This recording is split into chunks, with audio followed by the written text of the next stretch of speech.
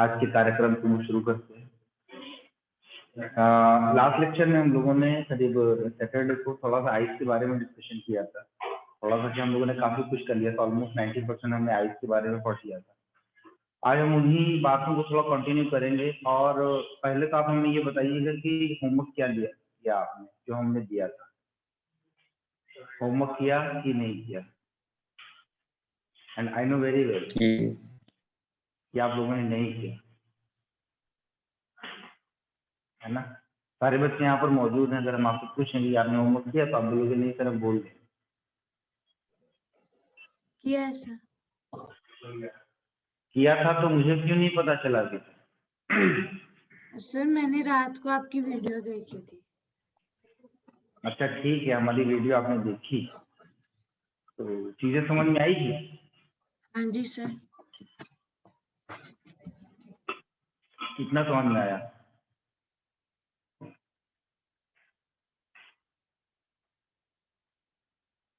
चलिए, ये आइस का स्ट्रक्चर था, इसको थोड़ा सा एक बार और हम रिवाइज करने की सोच रहे हैं, अगर आप चाहो तो।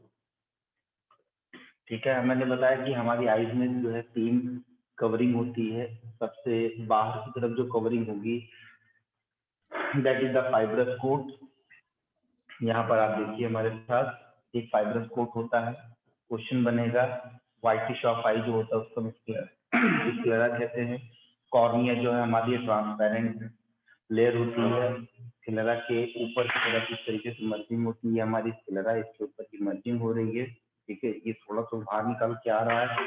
और यहाँ पर जैसे मान लीजिए कि ये आपका व्हाइट ऑफ आई है, ये व्हाइट ऑफ आई चला आ रहा है, ये व्हाइट ऑफ आई इधर से आ रहा है। और फिर यहाँ पर आपको जो है ये बल्जिंग दिखाई पड़ेगी इस तरीके से, ये बल्जिंग जो दिखाई पड़ती है। और यहाँ पर ये जो जंक्शन टाइप का दिखता है आपको, इसको हम क्या बोलते हैं बेटा? इसको हम बोलते हैं स्क्लेरोकॉर्नियल जंक्शन। क्या बोलेंगे इसको हम? स्क्लेरोकॉर्नियल जंक्शन। इसी स्क्लेरोकॉर्नियल जंक्शन पे ही आपको सिलियरी बॉडी दिखाई पड़ेगी, बिल्कुल इसको सीध में, बिल्कुल इसकी सीध में आपको क्या दिखाई पड़ेगा बेटा? सिलियरी बॉडी दिखाई पड़ेगी। And we know very well the second layer is a vascular code.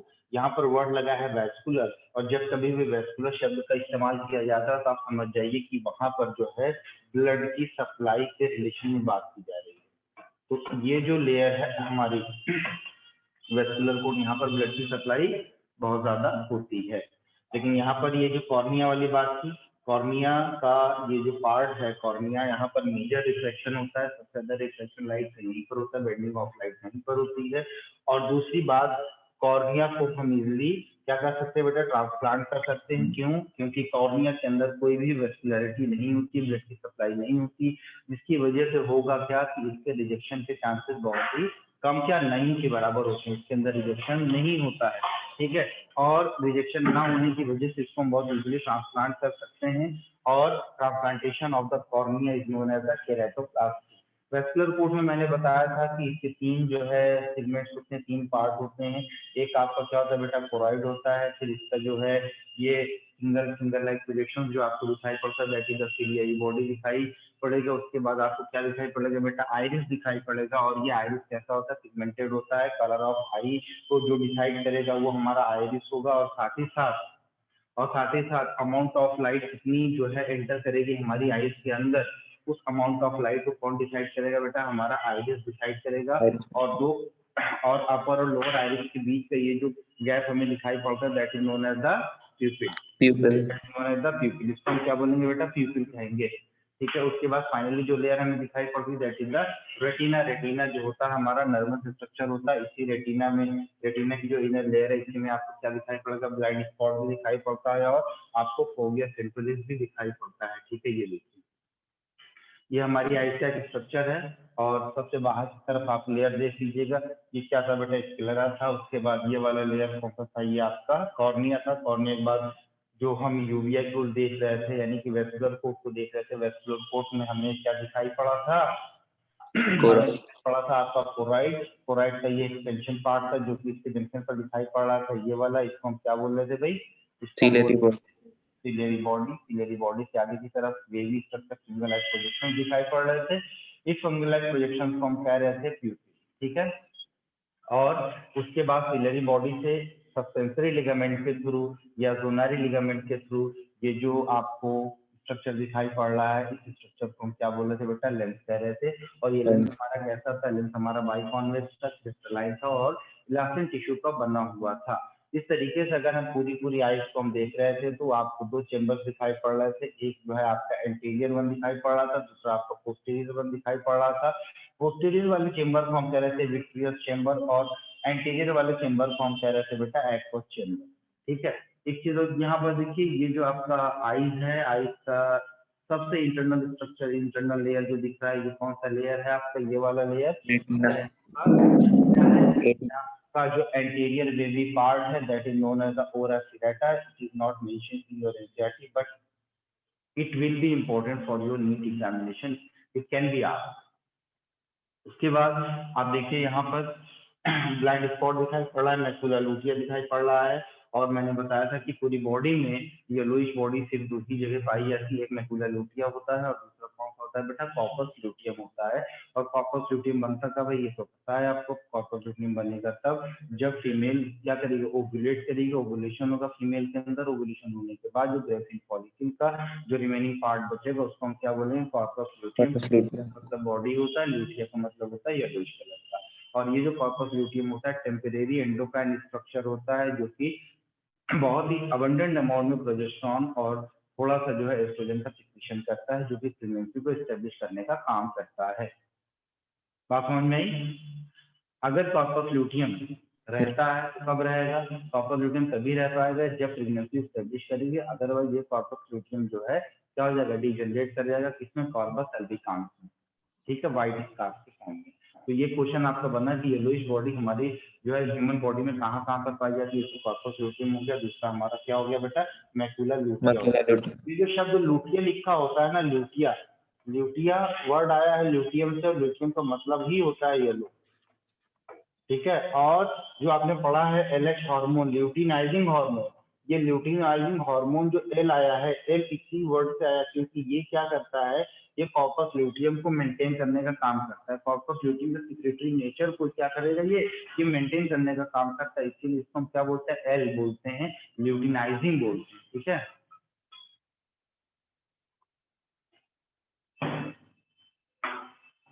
आगे देखिए, एक्वस चेंबर, ये विट्रियस चेंबर होता है। विट्रियस चेंबर नॉन रिप्लेसेबल होता है। एक्वस चेंबर जो होता है बेटा, एक्वस चेंबर के अंदर जो फ्लूइड भरा होगा उसको हम एक्वस ह्यूमर कहते हैं।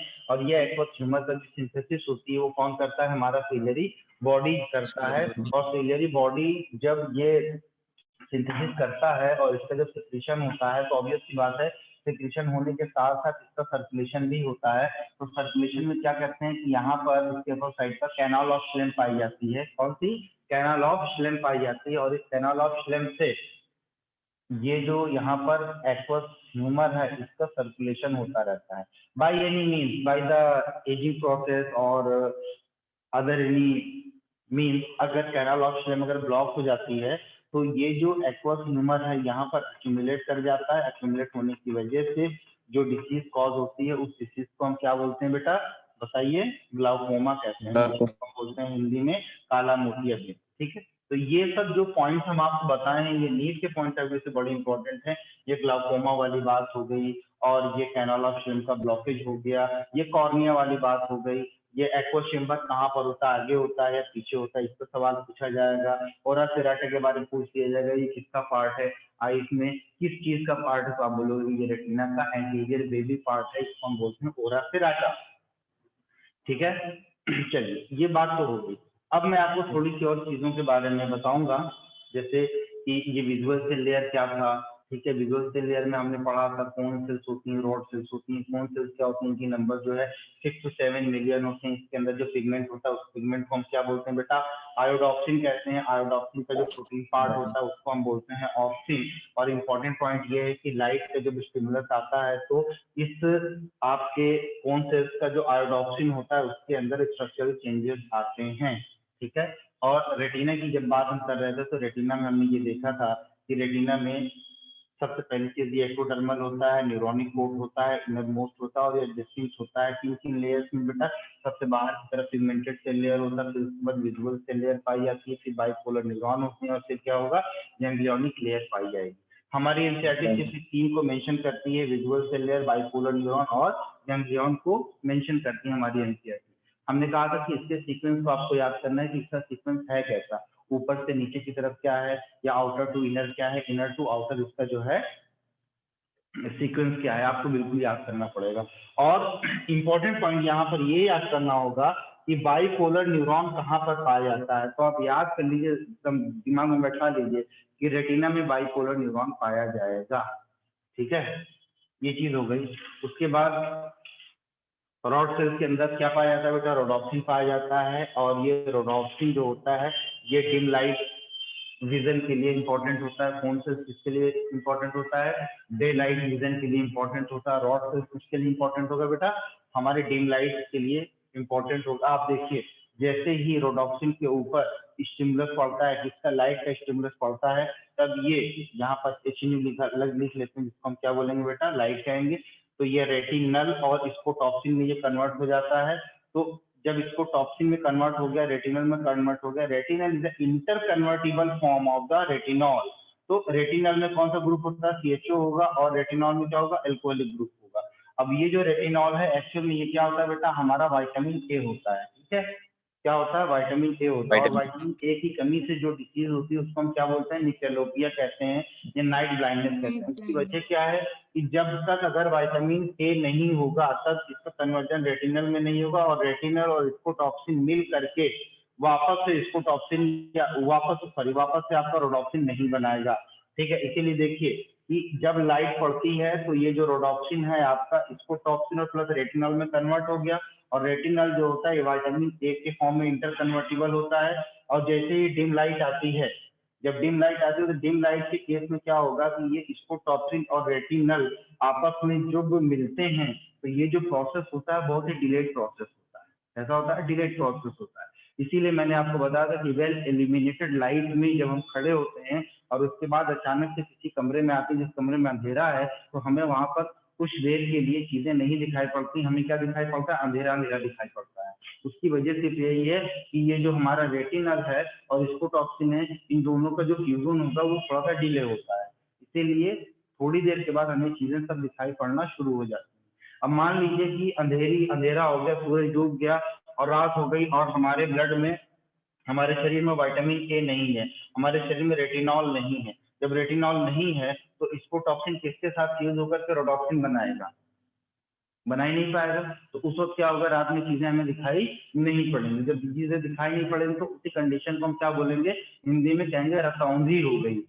क्या हो गई है, रतौंधी हो गई है। ठीक है, तो ये बात आपको अच्छे से समझ में आ गई है। तो आपको समझ जाना चाहिए कि रात के समय में, अच्छा जब हम उल्लू की बात करेंगे, आउल की बात करें, तो आउल के अंदर रॉड ज्यादा डेवलप होगा या फोन ज्यादा डेवलप होगा, रॉड ज्यादा डेवलप होंगे। क्योंकि नाइट आउल कौन होते हैं, जो रात में जगने वाले जानवर होते हैं। ठीक है, आजकल इंसान भी हो गया है नाइट आउल, लेकिन उस उल्लू में फर्क ये है कि वो बिना किसी जो है लाइट इल्यूमिनेशन के अंधेरी रात में सारी चीजें देखता है, और हम इंसान क्या करते हैं, मोबाइल पे देखते हैं।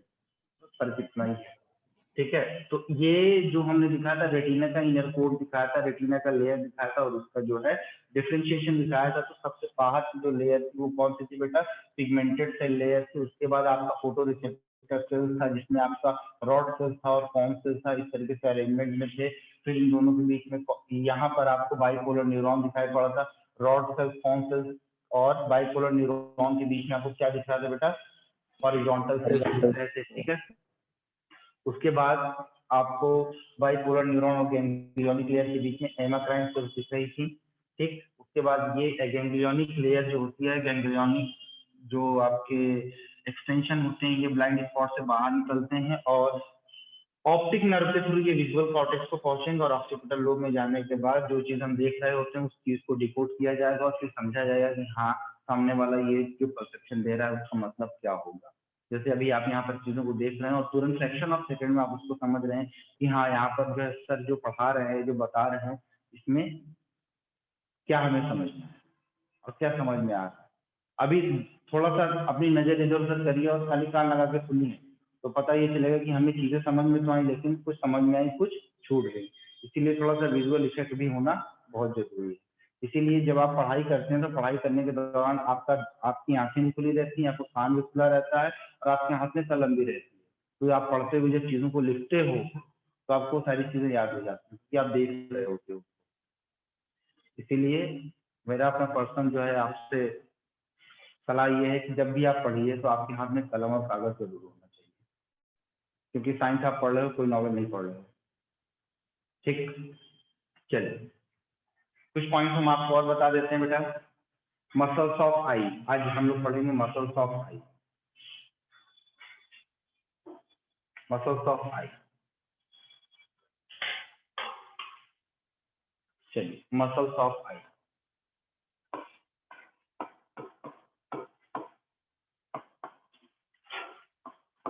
मसल्स ऑफ आई, हमारी आईज में दो टाइप की मसल्स होती है भाई, समझे आप? कितने टाइप की मसल्स होती है? दो टाइप की मसल्स होती हैं, या टू काइंड्स ऑफ मसल्स होती है। और इस मसल्स में जो हमारी क्रेनियल नर्व होती है, cranial nerve number 3, 4 and 6, 3, 4 and 6 क्या होता है? इनर्वेशन होता है। इन्हीं क्रेनियल नर्व से हमारी आईज की मसल्स क्या होती है? कंट्रोल होती है। अब जैसे देखिए, आप अपनी आंखों को दाएं भी घुमा सकते हैं, बाएं भी घुमा सकते हैं, ऊपर भी देख सकते हैं, नीचे भी देख सकते हैं, ठीक है।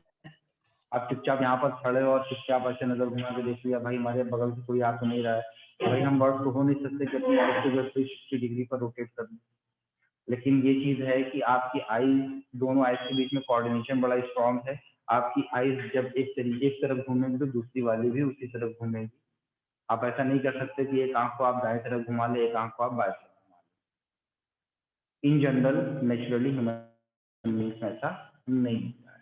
और मान लीजिए कि अगर किसी की एक आंख दाएं है और एक आंख बाएं है, पता ये चल रहा है कि ऐसा बंदा जिसकी आंख थोड़ा सा दाएं बाएं है, जिसको हम बोलते हैं लुकिंग लंदन टॉकिंग टोक्यो वाला मामला है ना।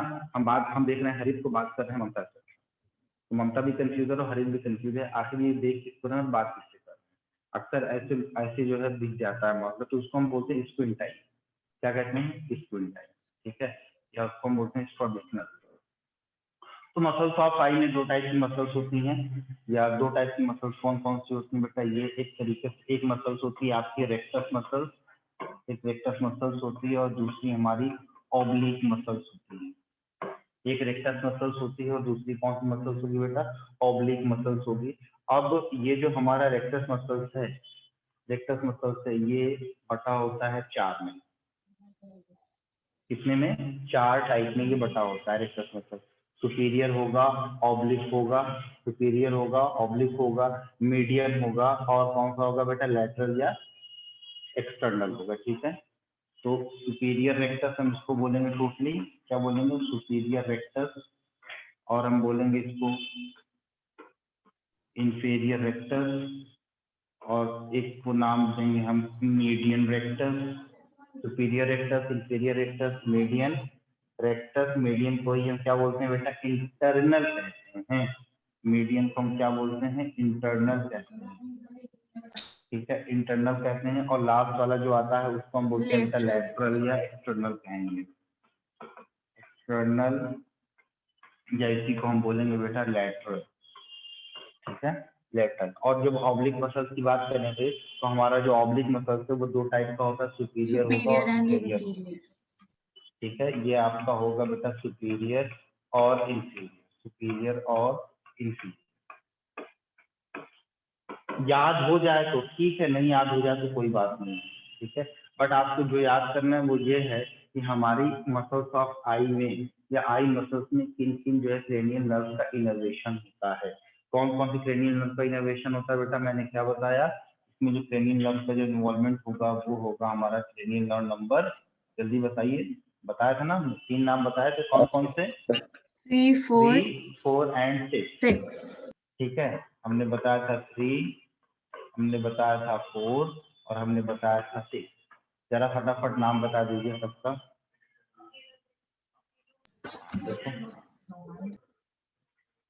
Olfactory, optic, oculomotor. तीसरा वाला कौन सा होता है बेटा? ऑक्यूलोमोटर होता है। तीसरा वाला होता है ऑक्यूलोमोटर। ठीक है। और ये वाला चौथा कौन सा होता है? ट्रॉक्लियर होता है। ठीक है, ट्रॉक्लियर या इसी को हम क्या बोलते हैं बेटा? पैथेटिक। जिसको हम बोलते हैं पैथेटिक या इसी को हम बोलते हैं ट्रॉक्लियर। पैथेटिक या ट्रॉक्लियर हम इसको बोलते हैं। ठीक है। और 6 वाला कौन सी नर्व होती है बेटा? बताइए। एब्ड्यूसेंस। शाबाश। 30 वाली होती है एब्ड्यूसेंस। ठीक। अब हमारा जो ऑक्यूलोमोटर है, ठीक है, ऑक्यूलोमोटर ये क्रेनियल नर्व नंबर 3 है। ये इनर्वेट होती है, सप्लाई होती है किसको? Inferior oblique. ये है ना, ये किसको सप्लाई होगी? ये सप्लाई होगी inferior oblique, superior rectus, inferior rectus और इंटरनल। ठीक है, सुपीरियर ऑब्लिक हो गया, सॉरी इंफीरियर ऑब्लिक हो गया, उसके बाद सुपीरियर, इंफीरियर और इंटरनल रेक्टर। ठीक है, लिख लिया आपने? लिखा? कहाँ लिखा? अच्छा, तो इसकी जो सप्लाई होगी वो होगी आपकी कौन सी? इंफीरियर रेक्टर और क्या बोला मैंने? Superior and internal rectus. Superior and internal rectus. अभी आपका ये पैथेटिक है या जिसको हम बोलते हैं क्या? ट्रॉक्लियर। ये सिर्फ और सिर्फ एक को सप्लाई होती है जिसको हम बोलते हैं बेटा सुपीरियर ऑब्लिक। Superior oblique. ठीक है। और आपका ये जो एब्ड्यूसेंस होता है ये एक्सटर्नल वेक्टर्स को सप्लाई करता है। इसको सप्लाई करेगा एक्सटर्नल वेक्टर्स।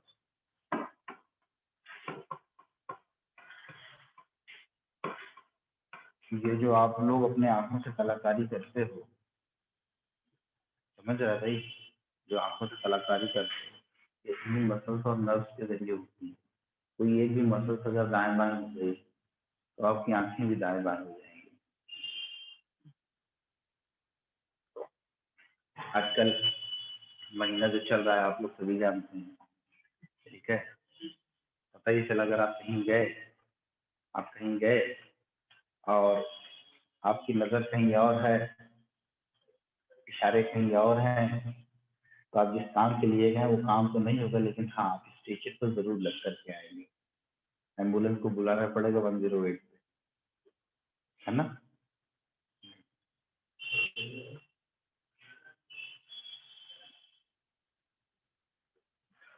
कहाँ रह गया शुक्ला?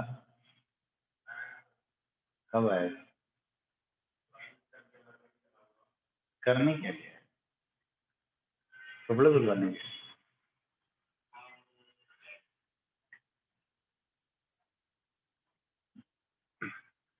देखिए बेटा,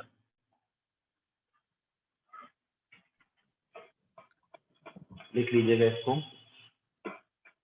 defective eye muscle leads to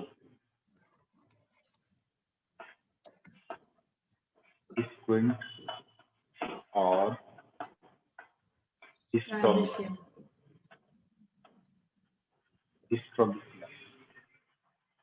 Leeds to squint और स्ट्रबिस्मस। ठीक है।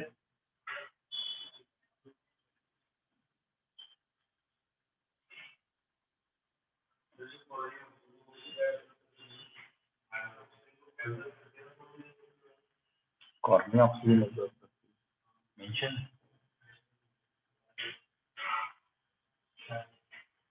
मैंने ऐसा नहीं पढ़ा।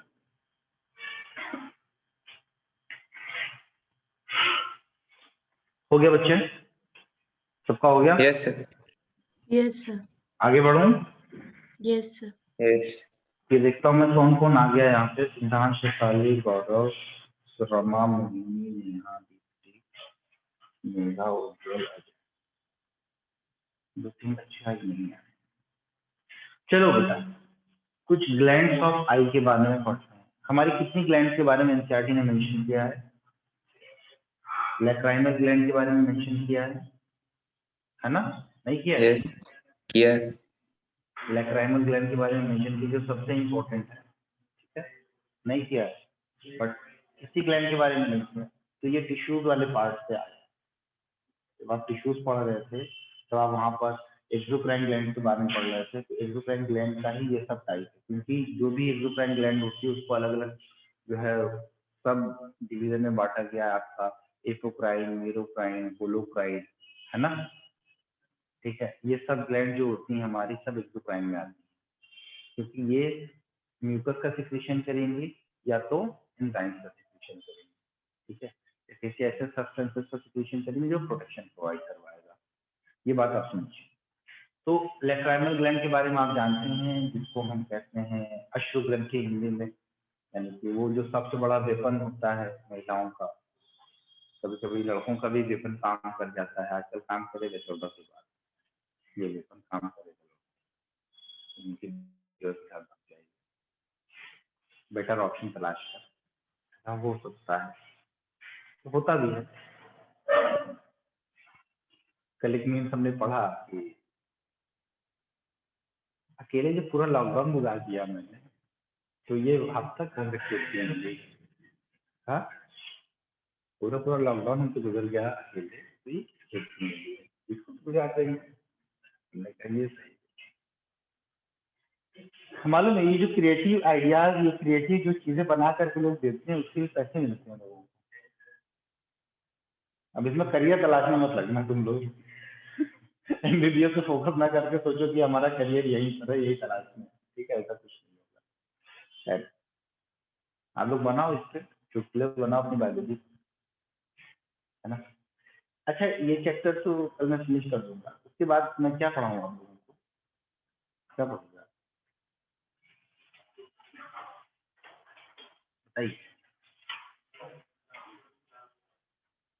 ट्रांसपोर्टिंग प्लांट्स खत्म करते हैं, ये सब प्लांट्स खत्म कर। ट्रांसपोर्टिंग प्लांट्स खत्म करते हैं, ठीक है। चलिए,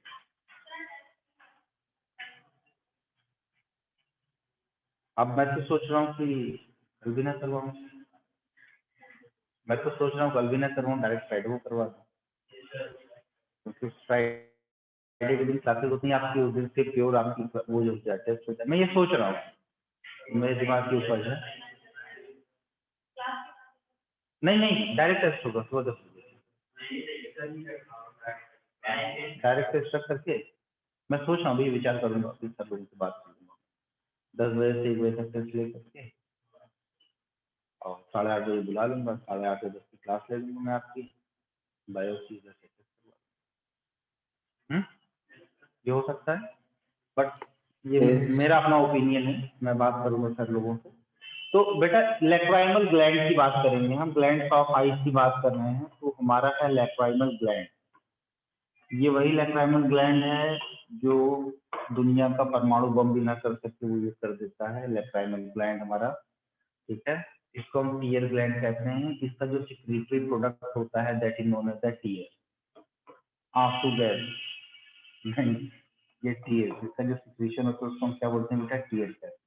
अब ये जो टीयर है, ये टीयर आपका एंटी बैक्टीरियल होता है। कैसा होगा बेटा, एंटी बैक्टीरियल। सिर्फ प्रॉपर्टी एंटी बैक्टीरियल की ही नहीं है, बहुत सारी प्रॉपर्टीज हैं जो beyond the NCERT, beyond the syllabus and beyond the thesis ये जाएगी, उसको आप लोग अपना समझते हैं बहुत अच्छे से।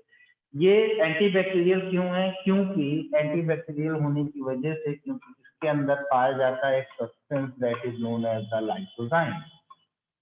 क्या ये लाइसोजाइम, लाइसोजाइम की प्रॉपर्टी होती है कि एंटी बैक्टीरियल की तरह ये काम करे।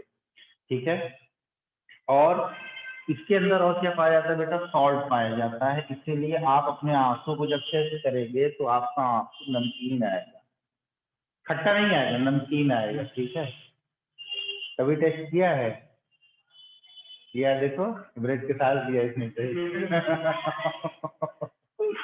सॉल्टी होता है हमारा आंसू, कैसा सॉल्टी होता है। तो ये टीयर जो है हमारा, किसके थ्रू बाहर आता है हमारी आंखों में, लैक्राइमल डक्ट के जरिए। किसके थ्रू आता है, लैक्राइमल डक्ट के जरिए ये बाहर आता है। ठीक है, लैक्राइमल डक्ट के जरिए ये बाहर आएगा। कभी कभी किसी बंदे को देखा है, खासकर वो जो घर में पुरानी औरतें होती हैं, वो रोते रोते आंख नहीं पोंछती, अपना नाक पोंछते हैं, ऐसे ऐसे करके नाक पोंछते हैं। क्यों ऐसा मालूम है? क्योंकि इनको जो आंसू है वो आंखों से नहीं बल्कि नाक से निकल रहे होते हैं। पूछो क्यों? क्योंकि हमारा जो नेजल एरिया है और लैक्राइमल डक्ट है, इनका आपस में मेल होता है और एक डक्ट बनती है जिसको हम बोलते हैं नेजोलैक्राइमल डक्ट। नेजोलैक्राइमल डक्ट। इसीलिए सेलिब्रिटीज जब रोते हैं तो वो नाक पोंछते हैं, आंख नहीं पोंछते, क्योंकि उनके आंसू नाक से निकलते हैं, आंख से नहीं निकलते। ठीक है, लेकिन हम मिडिल क्लास वाले क्या करेंगे? दहाड़े मार मार के रोएंगे, सारा आंसू ऐसा निकालेंगे कि एक तरफ से गंगा बहेगी, दूसरी तरफ से जमुना। ठीक है, अगर नाक से भी निकाला गया तो समझ लीजिए संगम हो गया।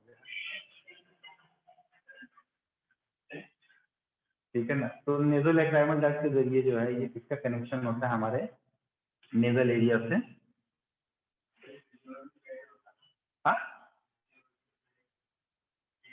हाँ, फिजियोलॉजिकल बैरियर है ये इम्यून सिस्टम में, फर्स्ट लाइन ऑफ डिफेंस में आता है ये। ठीक है,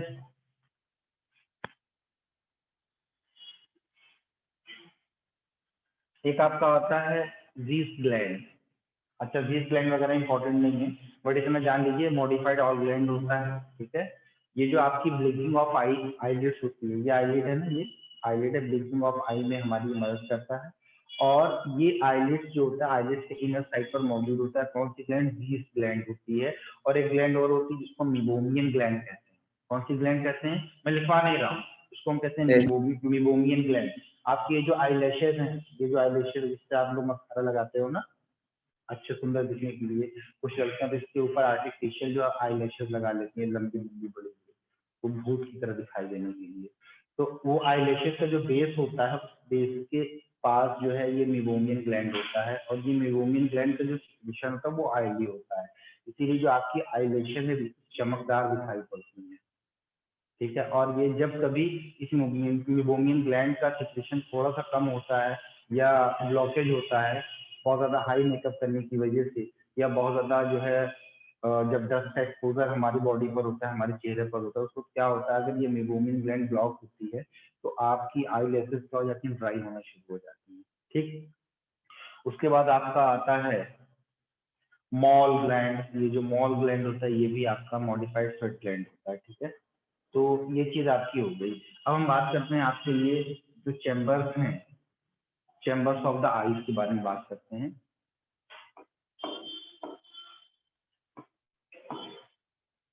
चैम्बर्स ऑफ आई, दो चैम्बर थे। ठीक है, एक आपका आई का एंड पोस्टीरियर वाले पार्ट पर था, और एक आई के आपके एंटीरियर वाले पार्ट पर था। ठीक है, पोस्टीरियर वाले पार्ट को कौन सा चैम्बर हम बोल रहे थे बेटा? Vitreous chamber. विट्रियस चैम्बर हम कह रहे थे,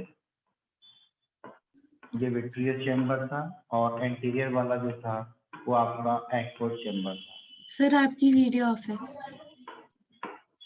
हमारी वीडियो ऑफ, मालूम है क्यों ऑफ हो गई? मैंने वाईफाई ऑन ही नहीं किया। डेटा ऑफ देगी। अभी सही है? जी सर। ठीक है, दूसरा क्या होता है बेटा? एक्वस चैम्बर होता है। देखिए कभी कभी स्पेलिंग का उधर हो जाए तो उसको उतना ध्यान नहीं दीजिएगा, टेंशन मत लें। स्पेलिंग सही है एक्वस की? AQU, अच्छा, EOUS, थोड़ा सा टिपिकल, कोई बात।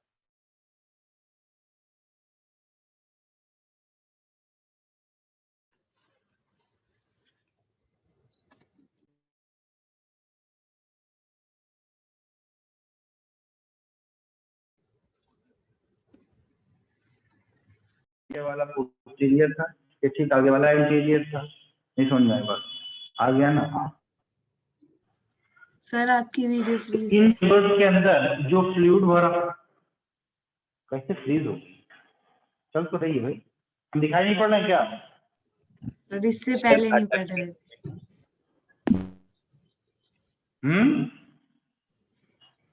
अटक अटक के क्या हुआ, देखिए दिखाई नहीं पड़ रहा क्या भाई? अटक अटक ठीक हो गया। नेटवर्क। इसके अंदर जो फ्लूइड भरा होगा उस फ्लूइड के बारे में बात बता दें कि इसका विट्रियस चेंबर में जो फ्लूइड होगा उसको हम विट्रियस ह्यूमर कहेंगे, और इसके अंदर जो फ्लूइड भरा होगा उसको हम क्या बोलेंगे बेटा? एक्वस ह्यूमर कहेंगे। विट्रियस ह्यूमर और एक्वस। मैंने बताया कि विट्रियस ह्यूमर जो होता है ये नॉन रिप्लेसेबल होता है, ये कभी रिप्लेस नहीं होता है, बाय बर्थ ये प्रेजेंट होता है। लेकिन जो एक्वस ह्यूमर होता है इसका डिजनरेशन होता रहता है, और इसका जो फॉर्मेशन होगा वो कहाँ हो रहा है? वो हमारे सिलियरी बॉडी से, सिलियरी प्रोसेस भी हम इसको बोलते हैं, होता है। ठीक है, एक पॉइंट लिखिएगा, इस विट्रियस चेंबर के अंदर जो कंटेंट होता है इसके अंदर 99% प्रोटीन होगा, 99% वाटर होगा। ठीक है, प्रोटीन होगा। इस विट्रियस ह्यूमर के अंदर क्या क्या होगा? 99% वाटर होगा, इसके अंदर 99% वाटर होगा। और यहाँ पर जो प्रोटीन सबसे ज्यादा पाई जाएगी उस प्रोटीन को हम क्या बोलेंगे बेटा? म्यूको प्रोटीन को हम प्रोटीन। बोलेंगे विट्रीन प्रोटीन। इसको हम बोलेंगे विट्रीन प्रोटीन। ये है आपका विट्रीन प्रोटीन, इसके अंदर पाया जाएगा।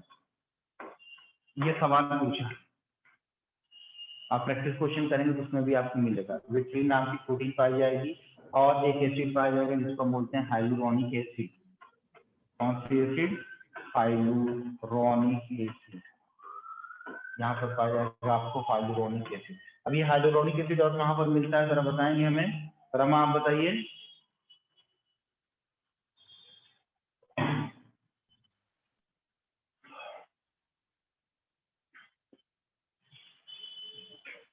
रमा सोलंकी, जवाब चाहिए मुझे। सर इसको में मिलता है। हाँ आप बताइए, नेहा आप बताइए कहाँ पर मिलता है ये? हाँ सर, एक्रोसोम में। एक्रोसोम में मिलता है हाइलुरोनिक एसिड, ये ओवा में।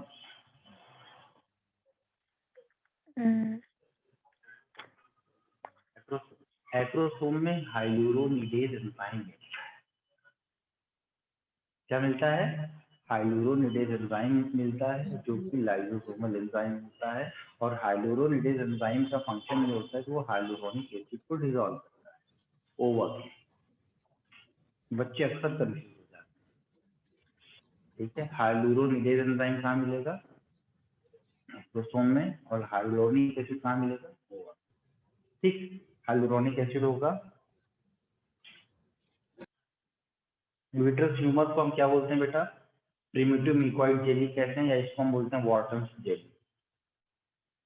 ये विट्रियस ह्यूमर क्या है? ये म्यूकोइड जेली है, म्यूकोइड जेली, या इसी को हम बोलते हैं वॉटर्स जेली।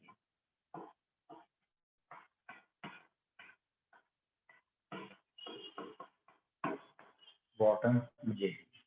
ठीक, and it also contains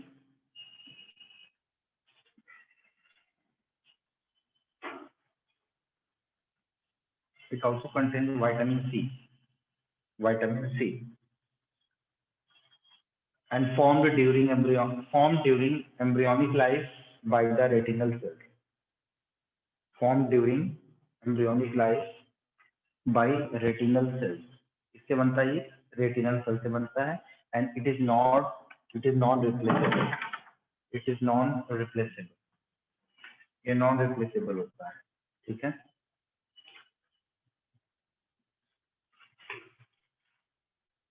aqueous chamber में लिखिएगा। एक्वस चेंबर में जो फ्लूइड भरा होगा एक्वस ह्यूमर भरा होगा, and this aqueous humour is synthesised by, बताइए, सिंथेसाइज्ड बाय सिलियरी प्रोसेस या सिलियरी बॉडी।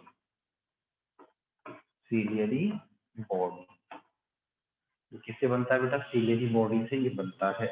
ठीक है, and excess of humor get removed through the canal of Schlemm. Excess of humor gets removed through canal of Schlemm. Canal of Schlemm, and blockage of this canal causes glaucoma. Blockage of this canal causes glaucoma, that is known as the काला भूतिया। अभी मैंने diagram में भी इसको represent किया। Intraocular pressure कितना होता है, हमारी आंखों के अंदर का जो प्रेशर है वो कितना होता है, वो होता है 16 to 18 mm ऑफ Hg। कितना होता है? 16 to 18 mm of Hg। 16 to 18 mm of Hg। इसका डिसऑर्डर बता दें आप जल्दी जल्दी फटाफट इसका डिसऑर्डर क्या है?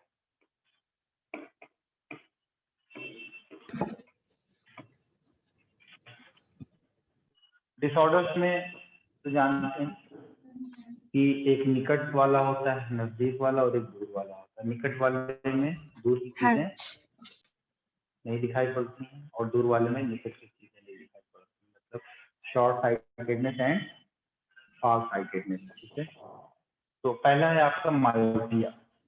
क्या है? मायोपिया। मायोपिया मायोपिया क्या है बेटा आपका? Short sightedness. इसमें हमें दूर की चीजें साफ नहीं दिखाई पड़ेगी। ठीक है, इसमें क्या होगा, लिख लीजिएगा, difficulty in seeing distant object. Difficulty in seeing distant object, दूर मौजूद चीजों को देखने में हम असमर्थ होते हैं, दिक्कत आती है। जैसे जनरली, जैसे अभी मुझे जो चश्मा लगा हुआ है वो क्या है? मायोपिया वाला है। मुझे दूर की चीजें ब्लर दिखाई पड़ती है, हल्की हल्की। तो हाँ, हल्की हल्की ब्लर दिखाई पड़ती है। तो फिर इसको जो है बाइकॉन्केव लेंस या स्फेरिकल लेंस से इसको हम क्या करते हैं? रेक्टिफाई करते हैं। तो ये छोटी छोटी चीज आपको याद करना होगा। आपसे डिसीज पूछेगा, डिसीज के साथ साथ ये जरूर पूछेगा कि इसको हम कैसे रेक्टिफाई करते हैं, किस लेंस से रेक्टिफाई करते हैं। अच्छा, यह पार्ट आपका ऑप्टिक्स का भी पार्ट है फिजिक्स में, वहां पर भी आप पढ़ते हो। तो क्या होगा बेटा? मायोपिया में क्या होगा? Short sightedness, difficulty in seeing distant object. ठीक है, तो इसमें क्या होगा कि ये जो हमारा इमेज होगा, इमेज कहाँ पर बनेगा? इन front of retina. In front of retina, retina के सामने बनेगा। इस वजह से इमेज जो होगा हमारा, वो इमेज प्रॉपर देख नहीं पाएंगे, ब्लर दिखाई पड़ता है। ठीक है, तो क्या लिखेंगे? Image form in front of retina, in front of retina, retina के सामने बनेगा। ठीक है, it can be rectified by the concave lens, by concave, या हम इसमें स्फेरिकल लेंस का भी हम यूज करते हैं। ठीक है, बाय कॉन्केव और स्फेरिकल लेंस का भी हम यूज करते हैं। ठीक है, स्फेरिकल लेंस का भी हम इसमें यूज करते हैं। अगला पॉइंट आता है आपका हाइपरमेट्रोपिया। हाइपरमेट्रोपिया कौन सा है भाई? हाइपरमेट्रोपिया। हाइपरमेट्रोपिया को हम क्या बोलते हैं बेटा? फार साइटेडनेस। फार साइटेडनेस। ठीक है, इसको हम बोलेंगे फार साइटेडनेस।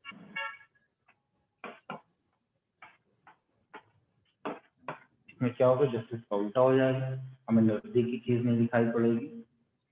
ठीक है, image form behind the retina and rectified by the convex lens. ठीक है, difficulty in seeing near object, नजदीक की चीज देखने में हमें दिक्कत आएगी। जैसे इसका उल्टा कर लीजिएगा, आपको समझ में आ जाएगा। एक चीज आती है आपकी प्रिस्बायोपिया, नाम सुना है? नाम yes सुना sir, है आपने? ठीक है, एक चीज होती है प्रिस्बायोपिया। सबसे आसान काम होता है आंख के डॉक्टर का, बढ़िया सा। अगर कोई टिपिकल मरीज नहीं आ रहा है तो ठीक है, तो अब तो फेको मेथड के जरिए और भी बहुत सारे मेथड्स आ गए ऑपरेशन करने के, लेंस वगैरह को लगाने में मुश्किल से 15 से 20 मिनट का टाइम लगता है। उसको सर्व किया, करने के बाद मरीज दिया था 15,000, 16,000, 10,000 जो भी उसकी फीस है। मतलब आप समझिए 1 घंटे में वो 3 ऑपरेशन करेगा, मतलब 3 लेंस लगाएगा। तो अगर अच्छा डॉक्टर है, दिन भर में अगर 50 ऑपरेशन करेगा, इनकम टैक्स के दायरे के बाहर है।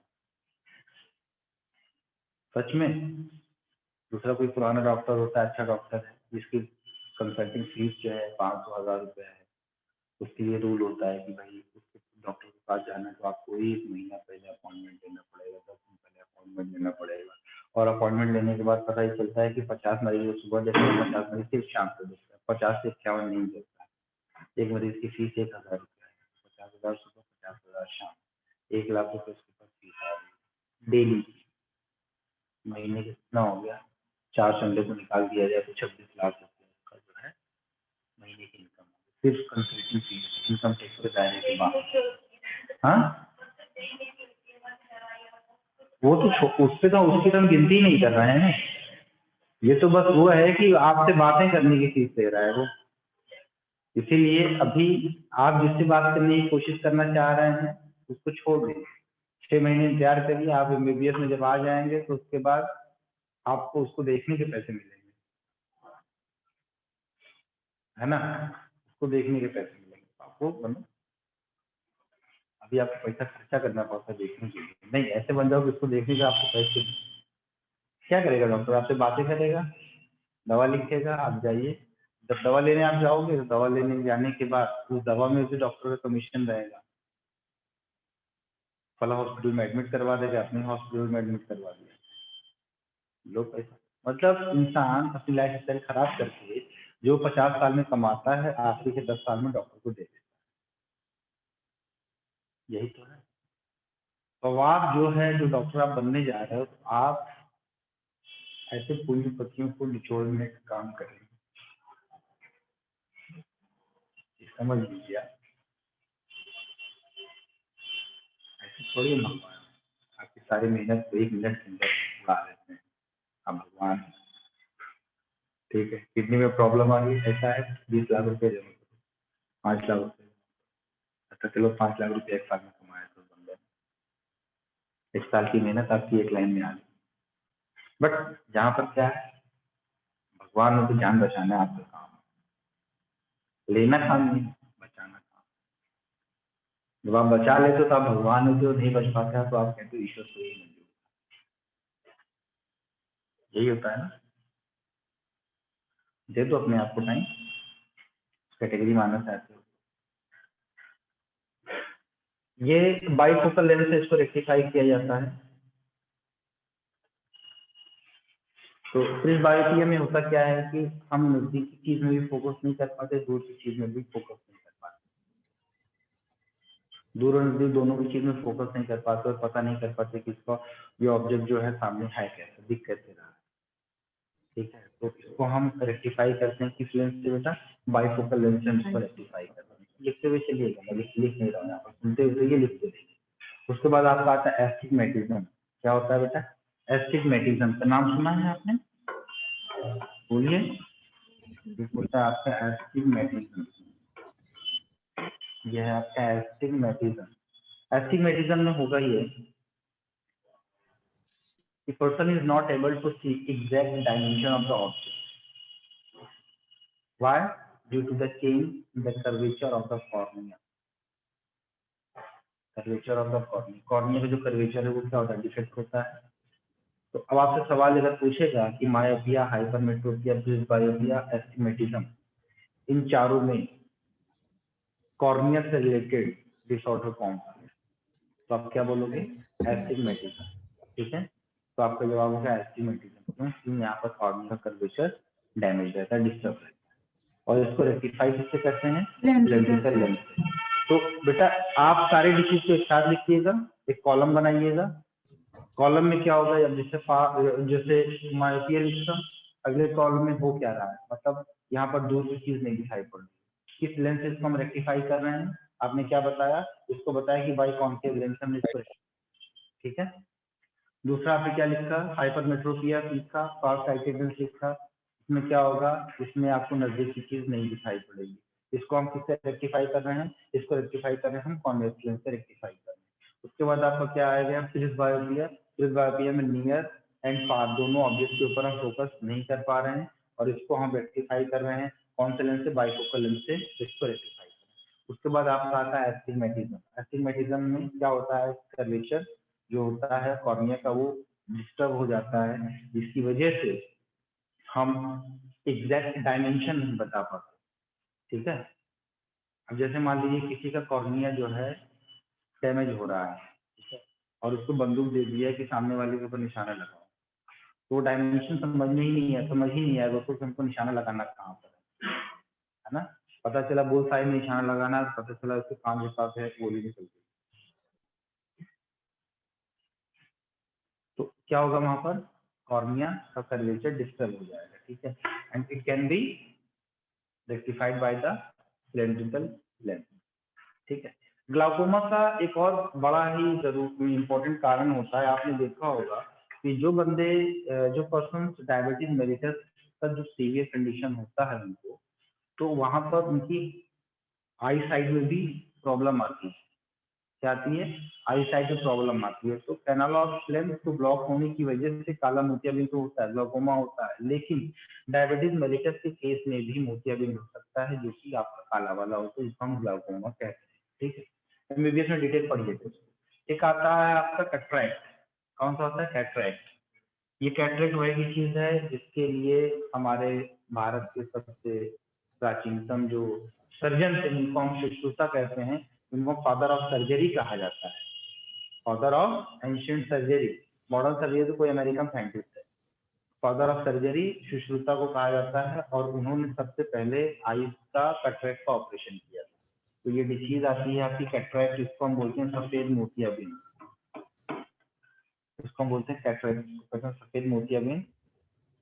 इसमें जो लेंस होता है, इसमें जो लेंस होता है, जैसे हमारा लेंस कैसा है बेटा, क्रिस्टलाइन है, ट्रांसपेरेंट है, लेकिन यहाँ पर इस केस में क्या हो जाएगा, जो हमारा लेंस है वो ओपेक हो जाएगा, ठीक है।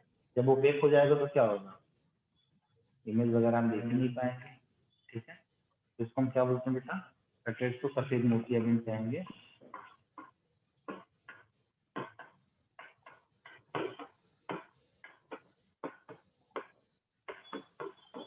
ठीक है, ये सफेद मोतियाबिंद है आपका, इसमें जो हमारा लेंस है वो लेंस आपका ओपेक हो जाता है, ठीक।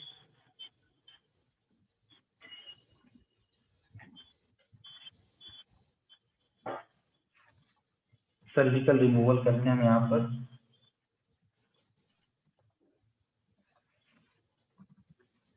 अच्छा, अब पिंक ऑफ आई होता है, कंजक्टिवाइटिस, यहाँ भी गुलाबी आंखें आ जाती हैं, कंजक्टिवाइटिस, कंजक्टाइवा जो होता है वहां पर आइटिस शब्द लगता है तो उसका मतलब ही होता है ना इन्फ्लेमेशन आना, सूजन आना, बताया था ना, आइटिस, ITIS आइटिस। तो कंजक्टाइवा में जो है इन्फ्लेमेशन आ जाता है, तो इसमें लिखिएगा कंजक्टिवाइटिस में, कंजक्टिवाइटिस जिसको पिंक आई कहते हैं, कंजक्टिवाइटिस, कंजक्टिवाइटिस, कंजक्टाइवा जो होता है उसके अंदर इन्फ्लेमेशन आएगा कंजक्टिवाइटिस में।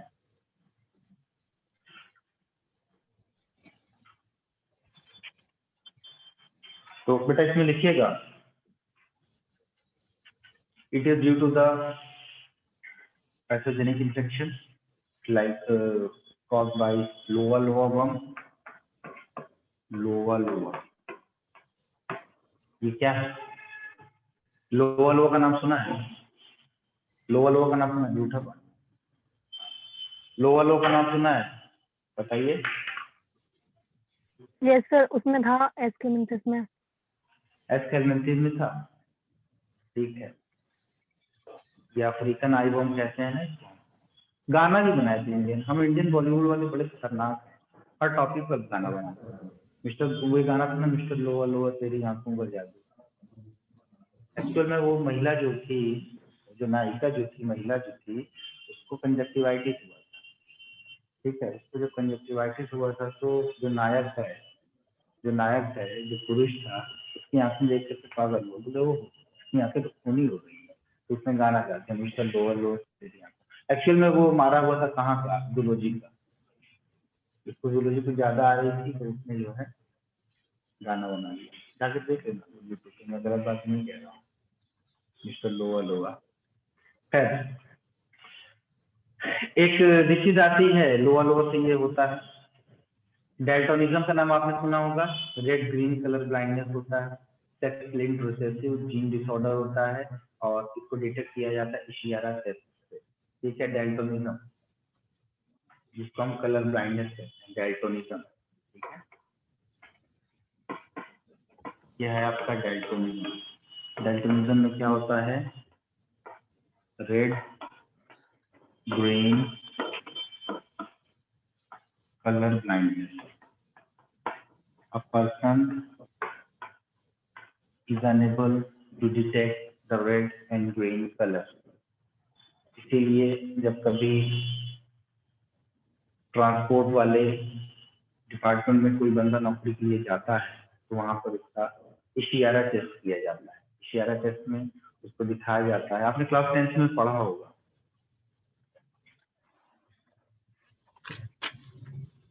Dot dot dot dot structures बने होते हैं, उसमें रेड कलर भी होता है, ग्रीन कलर भी होता है। ठीक है, तो अगर किसी पर्सन को डैल्टोनिज्म है तो अगर उसको देखने की कोशिश करेगा उस कार्ड को, तो उसको वो सारी चीजें कैसी दिखाई पड़ेंगी, एक कलर की दिखाई पड़ेंगी, और वो कलर होता है ग्रे। ठीक है, लेकिन अगर हम नॉर्मल हैं तो वी कैन इजीली आइडेंटिफाई या we can easily differentiate between the colour of red and green, this one is red and this one is green. ठीक है, तो इसका जो टेस्ट होता है वो कौन सा टेस्ट होता है बेटा, उसको हम बोलते हैं इशियारा टेस्ट। ये क्लास 10 की चीज है। तो ये आपका है इशियारा टेस्ट से करते हैं। और इम्पोर्टेंट पॉइंट क्या है बेटा, ये आपका जेनेटिक डिसऑर्डर है, ये आपका जेनेटिक डिसऑर्डर है, और ये जो डिसऑर्डर हो रहा है उसको हम बोलते हैं sex linked recessive gene disorder. Genetic में पढ़ाऊंगा उसमें सब चीजें और अच्छे से क्लियर होंगी डिटेल में।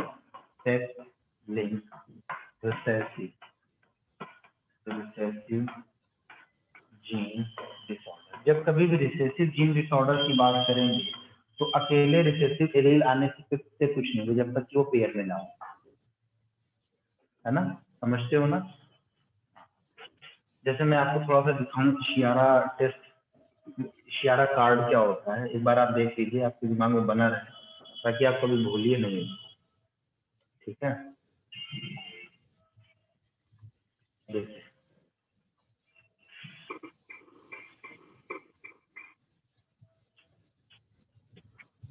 ये देखिए, ये कुछ इस तरीके से, जैसे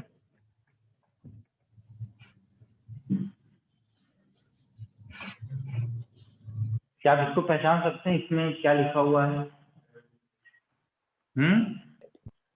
74 इसमें लिखा हुआ है, इसका मतलब आपकी आंखें बिल्कुल ठीक है, आप लोग पढ़ पा रहे हो 74 इसमें? 71 है सर। अबे नहीं, 71 नहीं है, 74 है। देख 71 ही लग रहा है सर। लग रहा है ना 71, मोबाइल से लग रहा है, लेकिन तुम यहाँ पर ये देखो, आंखें इसमें गड़बड़ाती है, देखो ये 74। ठीक है, ये यहाँ पर ये दिख गया सर, दिख गया।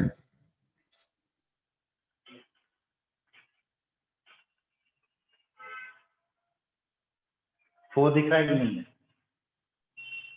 यस सर, दिख गया। है ना, बाकी ऑब्वियस सी बात है यहाँ पर आपको 7 दिख रहा है।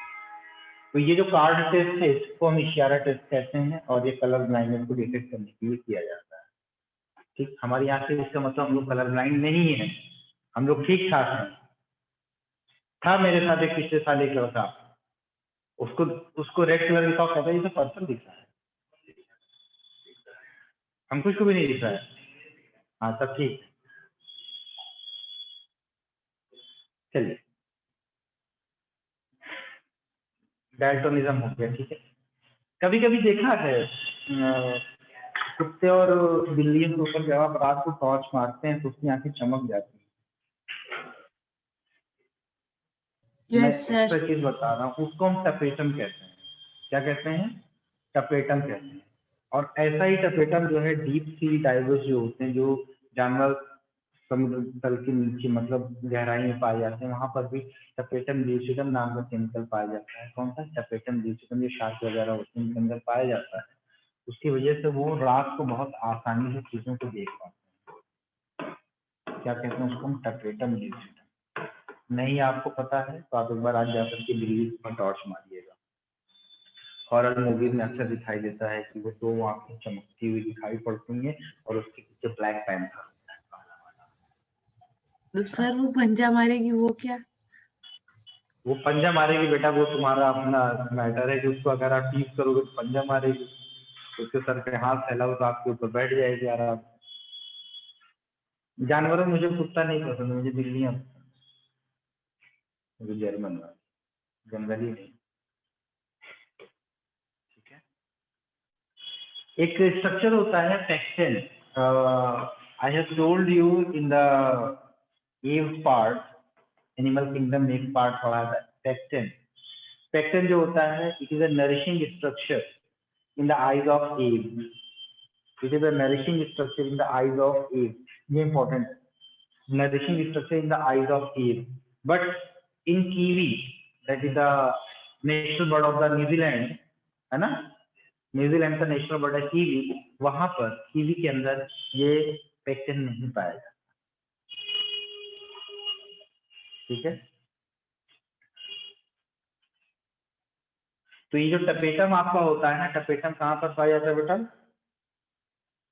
ये टपेटम पाया जाता है बिहाइंड द रेटिना, और it reflects the visible light. जो विजिबल लाइट होती है उसको रिफ्लेक्ट करता है, इसीलिए हमको रात के समय में जब रोशनी वगैरह पड़ती है जानवरों पर, उसकी आंखें हमें चमकती दिखाई पड़ती। ये बात आप याद रखिए। ठीक, चलो, it's all about your eyes. Now we are going to talk about ear. इसके बारे में बेटा,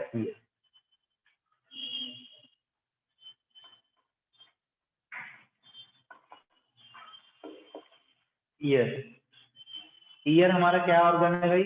स्टैटो अकाउस्टिक ऑर्गन, पहला नाम। ये ऑर्गन कौन सा है? स्टैटो। वर्ड आया क्या? स्टैटो। स्टैटो वर्ड आया बैलेंस है। ठीक है, स्टैटो अकाउस्टिक, अकाउस्टिक वर्ड आया किससे? सुनने से। स्टैटो अकाउस्टिक ऑर्गन, ये ऐसा ऑर्गन है जो हमारे सुनने में और हमारे बॉडी के बैलेंस में हमारी मदद करता है।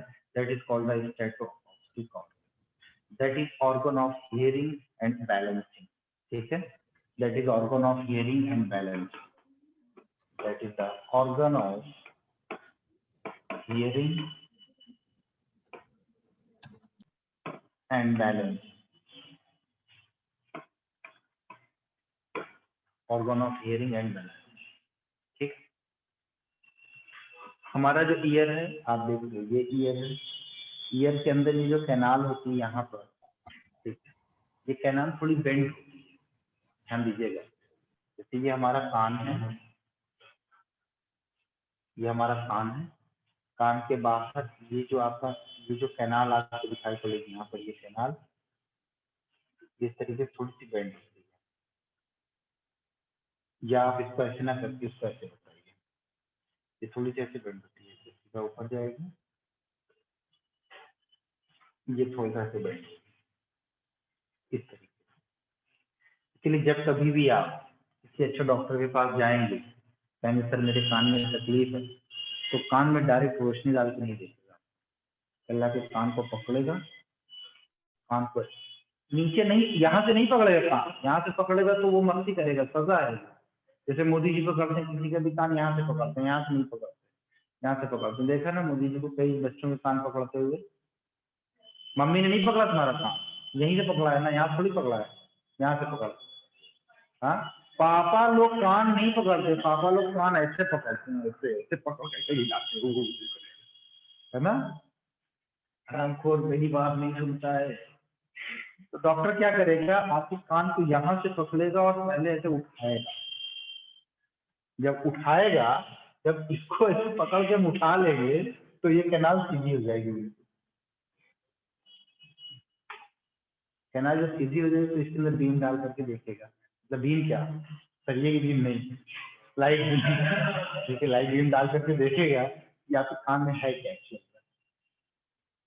ठीक है, उसके बाद ये एक्सटर्नल ईयर था, ठीक है, एक्सटर्नल ईयर है। ठीक है, उसके बाद आपका मिडिल ईयर आता है, ये मिडिल ईयर यहाँ पर, अब ऐसे थोड़ा सा समझ लीजिए, ये आपका एक्सटर्नल ईयर हो गया। उसके बाद आपका मिडिल ईयर आता है। मिडिल ईयर में इस तरीके से यहाँ पर आपको टिम्पैनिक मेम्ब्रेन दिखाई पड़ती है। ये आपको टिम्पैनिक मेम्ब्रेन दिखाई पड़ेगी मिडिल ईयर, ठीक है। ये टिम्पैनिक मेम्ब्रेन दिखाई पड़ेगी। टिम्पैनिक मेम्ब्रेन के बाद यहाँ पर ये जो कैविटी दिखाई पड़ेगी, that is a tympanic cavity, and this tympanic cavity has the ear ossicles, ठीक है, as well as it has the eustachian tube, it has the eustachian tube, ठीक है। यहाँ पर मिडिल ईयर होगी। मिडिल ईयर में क्या है बेटा, ये टिम्पैनिक कैविटी है, ये ईयर ड्रम है, ठीक है। यहाँ पर आपको बोन दिखाई पड़ेगी। कौन कौन सी बोन होगी? मैलियस होगी, इंटस होगी और स्टेपिस होगी, ठीक है। मैलियस होगी, इंटस होगी और स्टेपिस होगी। और फिर यहाँ पर ये विंडो, आपको दो विंडो दिखाई पड़ेगी, ठीक है।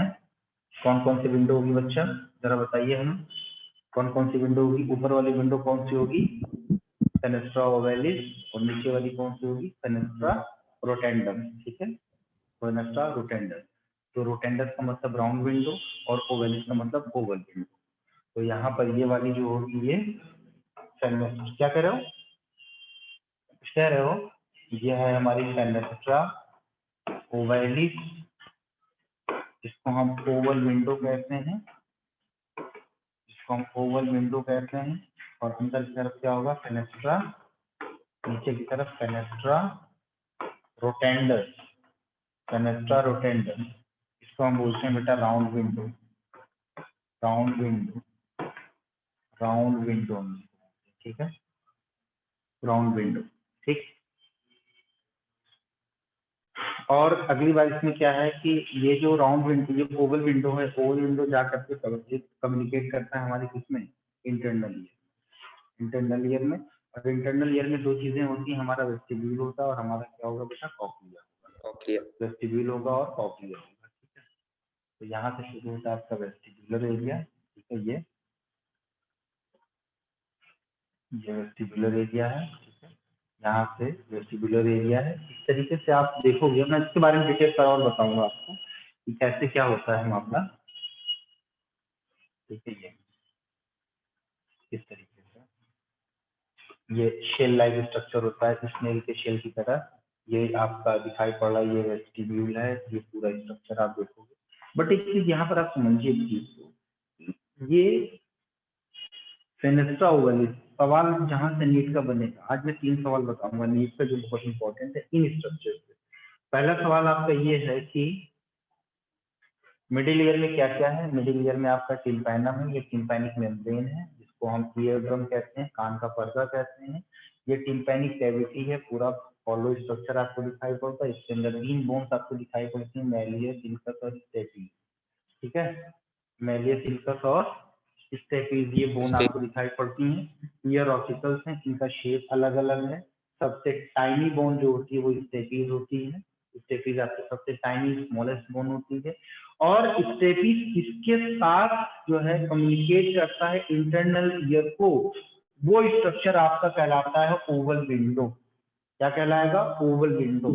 तो आपसे यहाँ पर सवाल कंफ्यूज करने के लिए पूछेगा स्टेपिस इसके साथ है या स्टेपिस इसके साथ? स्टेपिस एक्चुअल में ओवल विंडो के साथ है, फेनेस्ट्रा ओवैलिस के साथ कम्युनिकेट कर रहा है। और फिर उसके बाद आप जानते हो जब ये फेनेस्ट्रा ओवैलिस आगे कम्युनिकेट करके जाएगा किसके अंदर बेटा? ये जाएगा आपके वेस्टिब्यूल के अंदर। और इस वेस्टिब्यूल के अंदर आपको 2-3 चीजें दिखाई पड़ेंगी, जैसे आपका यूट्रिकल दिखाई पड़ेगा, इसके अंदर आपका सेक्युली दिखाई पड़ेगा, और इसके अंदर आपको सेमी सर्कुलर कैनाल दिखाई पड़ेगी। 3 चीजें दिखाई पड़ेंगी, एनसीईआरटी पढ़िएगा ढंग से।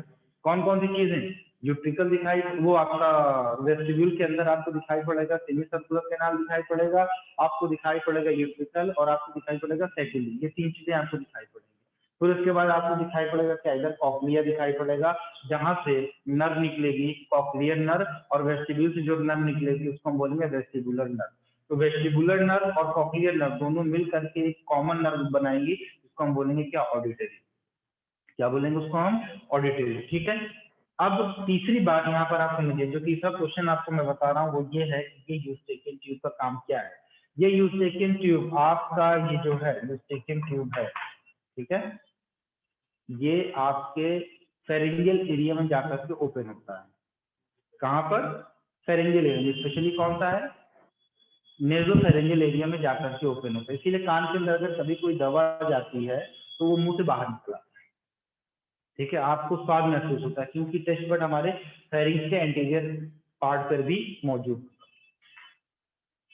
क्या नेचर ने इसको ऐसा क्यों बनाया? आखिर क्या क्या वजह थी? क्या खाली यही बात थी कि यहाँ से जो है कोई लिक्विड एक्सेस है तो वो निकल करके आपके ओरल कैविटी में आ जाए? नहीं, जब हाई लाउडनेस वाली आवाज जब आप सुनते हो, ठीक है, बहुत तेज आवाज जब आप सुनते हो, अचानक से आप यहाँ पर बैठे हो और पीछे कोई धमाका हो जाए तो आपका मुंह खुल जाता है, आप अवाक हो जाते हो, आपका मुंह खुल जाता है। मुंह क्यों खुलता पता है?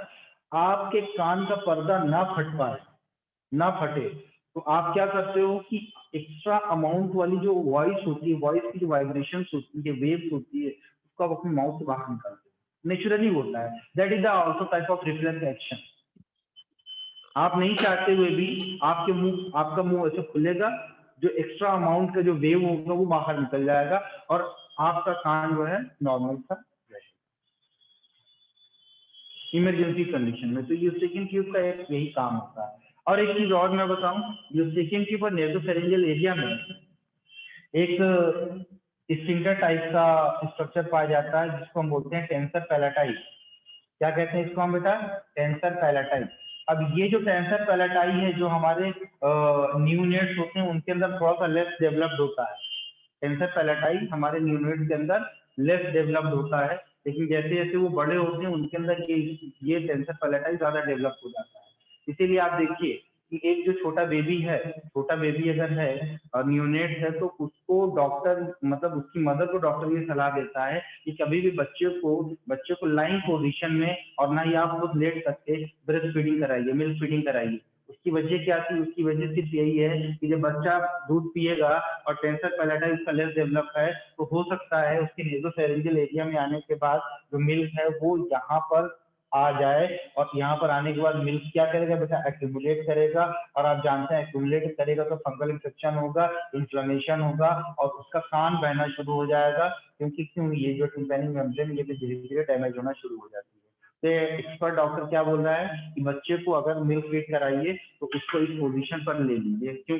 आप बैठे रहिए, बच्चे को लेटाइए, लेकिन बच्चे का जो हेड है, बच्चे का हेड यूं नहीं रहना चाहिए, बच्चे का हेड थोड़ा सा ऐसे होना चाहिए। आप उसको मिल्क फीड इस पोजीशन पर करवाइए। उसकी वजह क्या है? उसकी वजह ये है कि जब बच्चा इस पोजीशन पर मिल्क फीड करेगा तो ये टेंसर पैलेटाई ना होने की वजह से भी कोई दिक्कत नहीं आएगी उसमें टाइम, क्योंकि यहाँ से मिल्क जो है इस डायरेक्शन में नहीं जा पाएगा।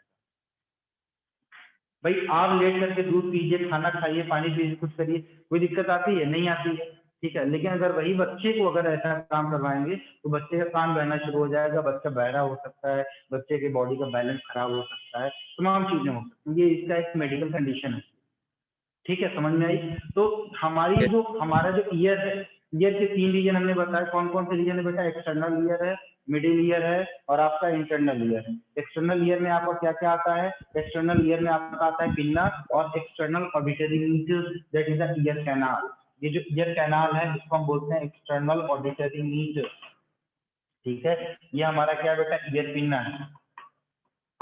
यह है हमारा ईयर पिन्ना, ये हमारा ईयर पिन है, ठीक है। उसके बाद ये वाला जो शुरू होता है, ये वाला एरिया, इसको हम क्या बोलते हैं बेटा? ईयर ड्रम कहते हैं, या इसी को हम टिम्पैनम कहते हैं। उसके बाद मिडिल ईयर आएगा। मिडिल ईयर में मैंने बताया नेवियर सिंथस और स्टेसिस होता है, यूस्टेकियन ट्यूब होता है। स्टेसिस जो होती है हमारी बॉडी की सबसे स्मॉलेस्ट बोन होती है, जो कि कम्युनिकेट करती है इंटरनल ईयर के साथ, और इंटरनल ईयर से किस रीजन से करती है बेटा? ये फेनेस्ट्रा ओवैलिस से करती है, जिसको हम ओवल विंडो कहते हैं। इसके बाद इसमें दो चीजें होती हैं, एक होता है आपका वेस्टिब्यूल होता है, दूसरा क्या होता है बेटा? कॉक्लिया होता है। वेस्टिब्यूल में 3 चीजें मैंने आपको बताई। 3 चीजें कौन कौन सी? आपको मैंने बताया सेक्युली बताया, आपको मैंने यूट्रिसल बताया और आपको मैंने बताया सेमी सर्कुलर कैनाल। ये 3 चीजें होती हैं, सब एनसीईआरटी का पार्ट है, इधर उधर नहीं जाना है। कौन कौन सा बताया बेटा? सेमी सर्कुलर कैनाल, ठीक है, और मैंने बताया यूट्रिसल बताया, और हमने क्या बताया इसमें? सेक्युली बताया। ये किसका पार्ट है बेटा? वेस्टिब्यूल का पार्ट है। और कॉक्लिया होता है, सर्कुलर पार्ट होता है स्नेल के शेल की तरह होता है। वेस्टिब्यूल से जो नर्व निकलती है उसको हम कौन सी नर्व कहते हैं? वेस्टिबुलर नर्व कहते हैं। और कॉक्लिया से जो नर्व निकलती है उसको हम क्या बोलते हैं भाई? उसको हम बोलते हैं कॉक्लियर नर्व कहते हैं। ये दोनों नर्व आपस में मिल जाती हैं तो कौन सी नर्व बन जाती है? उसको हम ऑडिटरी नर्व कहते हैं। क्या कहते हैं उसको? हम ऑडिटरी नर्व कहते हैं। ठीक, ये इतनी सारी चीजें हो गई और इसके बारे में और भी चीजें हैं मैं आपको बताऊंगा कि मैलियस जो होता है, ये क्वेश्चन आपके एग्जाम में पूछ सकता है। मैलियस बोन जो होती है ये ऑरिकुलर बोन ऑफ जॉ का मॉडिफिकेशन होता है। इसका मॉडिफिकेशन है ऑरिकुलर बोन ऑफ जॉ का मॉडिफिकेशन होता है। इनकस जो होता है वो क्वाड्रेट बोन का मॉडिफिकेशन होता है और स्टेपिस जो होता है वो हायोमैंडिबुलर बोन का मॉडिफिकेशन होता है। इस बात को मेंशन कर लीजिएगा। और एक चीज मैं बताऊंगा कि हमारे जो मैलियस, इंकस और स्टेपिस बोन है, मैलियस और इंकस के बीच में आपको हिंज जॉइंट दिखाई पड़ता है। याद करिए मैंने पढ़ाया था मूवमेंट एंड लोकोमोशन में, पढ़ाया था मैंने मैलियस, इंकस और स्टेपिस में, मैंने ये बातें बताई थी आपको कि आपका मैलियस और इंकस के बीच में हिंज जॉइंट होता है और इंकस और स्टेपिस के बीच में बॉल एंड सॉकेट का जॉइंट पाया जाता है। ये जॉइंट के पार्ट में मैंने वहां पर ऑलरेडी आपको बता दिया है। ठीक है, तो आज के लिए बस इतना ही करते हैं कि इंटरनल ईयर पे हमारा मेन फोकस होगा। तो कल हम इसके बारे में और ज्यादा डिस्कस करेंगे, कल इसको फिनिश करेंगे टॉपिक को, और अगर वक्त रहेगा तो हम प्लांट वाटर रिलेशन भी शुरू करेंगे। ठीक है, तब तक के लिए bye. Thank you. Thank you sir.